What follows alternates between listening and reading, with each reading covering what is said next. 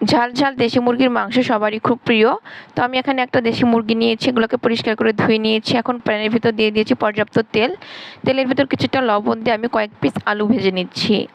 আলুগুলো তুলে নিয়ে প্যানের ভিতর দিয়ে দিচ্ছি সব ধরনের গরম মশলা, দিয়ে দিচ্ছি পেঁয়াজ কুচি, বেশ কিছু সময় একটু ভেজে নিয়েছি। তারপর দিয়ে দিচ্ছি বাটা মশলা, আদা বাটা, রসুন বাটা, জিরা বাটা, ধনিয়া বাটা, বেশ কিছু সময় একটু ভেজে নিয়েছি। তারপর অ্যাড করে দিচ্ছি এখানে স্বাদ মতো লবণ, হলুদের গুঁড়া আর লাল মরিচের গুঁড়া। কিছুটা পানি দিয়ে দিচ্ছি মশলাটা কষিয়ে নেওয়ার জন্য। কষানো হয়ে গেলে এর ভিতর মাংসগুলো অ্যাড করে দিচ্ছি, ভালো মতো নেড়েচেড়ে মিশিয়ে একটু কষিয়ে নিচ্ছি। তারপর আমি আলু অ্যাড করে দিচ্ছি। আলু দিয়ে একটু নেড়েচেড়ে মিশিয়ে আমি হাফ কাপের মতো পানি দিয়ে এটাকে কষিয়ে নিব।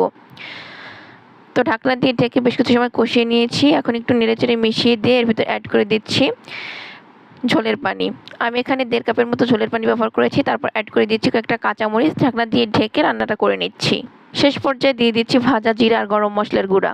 ভালো মতো নেড়েচেড়ে মিক্স করে নিচ্ছি, এরপর আমি সার্ভ করে নিচ্ছি। মাশাআল্লাহ, খাবারটা কিন্তু অনেক বেশি সুস্বাদু।